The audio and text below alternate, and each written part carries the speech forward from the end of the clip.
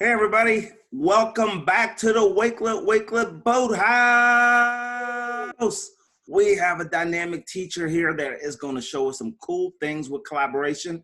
And before we get started, I want to introduce you to the one and only Boathouse co-captain, Brandi Reams. Hi everyone.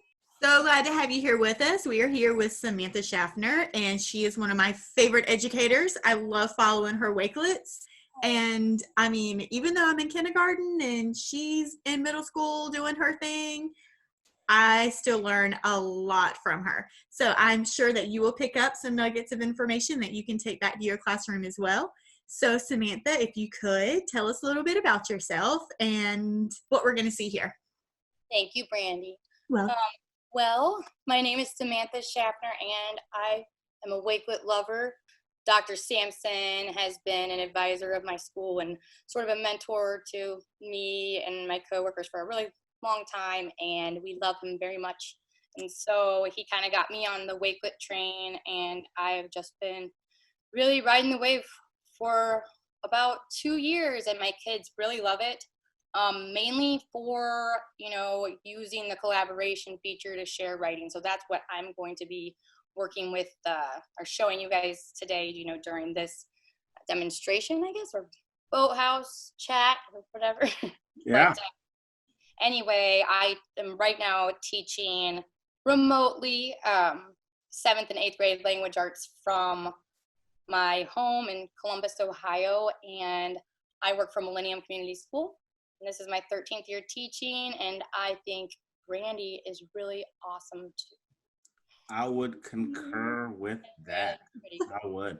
So Samantha has some really awesome collaboration features. She's one of the users that really dig deep into collaboration and gets the most out of it that she can with her kids. So if you could, Samantha, show us one of your collaboration collections and just kind of talk us through what it is that we're looking at, how other teachers can start doing this process as well. So I like to use text from Newsella and interact with the kids on the site, using the leveled reading and all the other fancy things that Newsella has to offer, the power words and all those types of things. But I also, when I assign anything, they're always like, are we getting on Wakelet or Newsella? Because they're used to seeing their things on Newsella. And most of them, I would say 9 out of 10, at any given time, are really excited about sharing their writing with each other, and their comments about it are similar every time. And it usually has something to do with, well, I got to see this person's perspective, or they got to see my perspective, or, whoa, this is actually real. I'm sharing my things online, or it's being shared on Twitter, and, Lois Lowry liked it. And it's really cool to see them, take baby steps into be responsible digital citizens, and also, kind of figuring out how to use different programs together to make a product and to communicate in school. So this particular exit ticket, and, I use the term exit ticket loosely. I usually have 2 assignments a day in a 70-minute block, but some of them are shorter, This one was a little bit longer. It just depends on what kinds of directions you give, within the writing assignment. So in that one, you have a pro and con type of thing happening, right? Yes. mm-hmm. And I picked this one because when I was surveying my students about, how they like to engage with Wakelet, when I was writing that last blog that came out a month ago, they said, I like the opinion pieces. They were using the word opinion. So I think that's what they meant. So I was going to go with this. But standing for the Pledge of Allegiance actually has been, when my 8th graders were in 6th grade and they had someone else for, part of the year before they had me, I was trying to get them to stand for the Pledge of Allegiance, when I took over this position, mid-fall one year. And one of my students, she said, Ms. Shaffner, it's against my religion. And Mr. X said so. And I'm like, okay, if you have a reason to not stand, I'm not going to make you stand. But it just kind of became a thing then. And when we saw this article I was like, oh, I want to see what they have to say about this. So the directions here, having them reading this News ELA article, it was called Pro Con Standing for the Pledge of Allegiance, and respond to the writing prompt within a text box so they know, exactly what they're supposed to be doing on the site. And then follow the rubric, view the work of your peers, make sure you are turning in revised, edited, and polished writing. So going for the Harvey Silver, the right to learn, right? The different types of writing that kids give to us to assess, or, our steps of the process. But I just said how many points it was worth, that we would share our responses in class, but really that's not really necessary anymore, I guess. It sort of like takes that step out so they can move on to something else. But they don't want to sit on the same assignment for forever. So they're already shared. It's one of the kids said that in his survey. He's like, I get to share with my peers without actually having to talk out loud in class when I don't feel like it.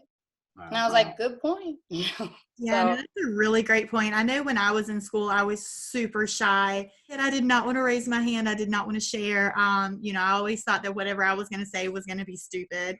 So if I had the ability to do something like this where I could just edit and type whatever it was that I was thinking, I think I would have felt a lot more comfortable doing that. Me too. And I mean, have you ever looked back at your writing from like high school or something? And, I'm an English person and I'm like, oh my gosh, my kids are better than I am. Like, yeah, I look back and I go, how did I pass that? I just wanted to be frozen and reborn, right?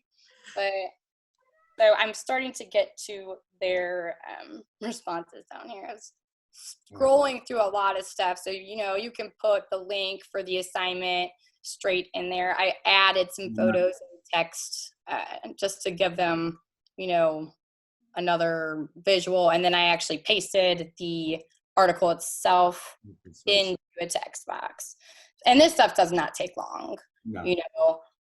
They've gotten prettier over time. But something that we just sort of started to mess around with in class is the immersive reader, because they're falling upon it by themselves, and these kids don't have accounts officially because they're not of age to do it under my watch. Like, I can't force them to. Like, if they do it on their own, like, it's cool, but there are ways we use this feature mostly right now while we're still Wakelet and us are still figuring out how to get 11-year-olds and 10-year-olds and 9-year-olds to be able to share their stuff online. So anyway, you just basically have them going through the code. You give them a class code and then they go through it anonymously. Okay. I post the code on Schoology, the assignment description and everything, the link to the article as well. And if there are any additional instructions, I'll typically put the prompt in there too, just so they see it a couple of times. And usually I have it projected out so they see their responses. As I refresh the computer, they see them coming up, and I walk around and do like conferring with students about their writing before they turn it in, because they don't want to turn in something that they're not proud of. So there's like another level of ownership and agency and accountability within the experience itself that helps build them the stamina and confidence they need to be able to communicate in 21st century classrooms. So, it's been really awesome for my kids. I just think the quality of their writing is a lot better all around. And what I'm noticing too is because you have the supporting details, so they can always scroll back up. And find that. The hard part is kids will read something and they'll start writing here on the side, and then they have problems trying to go back and find the details and find information. Right. No, they like doing that. They also, have finally learned how to copy and paste like their quote from another site over to like their Wakelet and put it in quotation marks. So they're proud of that too. But they do the copying and pasting straight from the text on the page as well. And if you kind of like take some of the details and, sect them out and so they can see them for being different things, it makes it a little easier for them to find too. This is really awesome. I love seeing all of your different exit tickets pop up. I think it's a great way to put accountability back in their hands and give them the voice that they need, and then also the motivation to make their writing the best that it can be, because they know that others are going to be able to see it, not only within their class, but within their school and then their community, the world. So, I love everything you do. They really love it. Thank you, Brandi. That's why I was so sold on it, though, is because they were, they wanted to do it. So I kept researching and doing things and trying to figure out my own things. And because I like to do things my own way. And I figured out quite a few ways to do things my own way on here that work for them really well. Some of them write like 12th graders. Like, I know that it's because they are, they're trying to have intelligent conversations online, and they want to be seen. The fact that their classmates are seeing their work too, their published work. Mm-hmm. I think that's amazing. Oh, yeah. And like the frequency of it too is really helpful, because, how many chances does a teacher get in a year to have their kids share out in class, like verbally or, orally? It's really time consuming. That's really cool. I like that idea. Yeah, it's really cool. It's really cool. I've seen other people do it too. I wrote some in the last blog about it, but I saw someone else wrote a blog. I liked the book discussions. Like, the kids were really taking to that. We're still learning, different ways to use it, but as its capabilities continue to become more sophisticated and more like student centered, I can't wait till they're on their own accounts and doing this stuff, on their own. Well, guys, that is our time for today. So we learned a whole bunch of really amazing things. And I really want to try some of these components out myself with this collaboration feature. So Brandi, anything else that you want to say? And then we'll pass it on to Samantha to finish it up. Again, I love all of your collections, and I do share your exit tickets out with our staff, because I do think it's really important for people to realize that we need to be giving students a voice. And, Schoology is great, but you're submitting that for the teacher to see.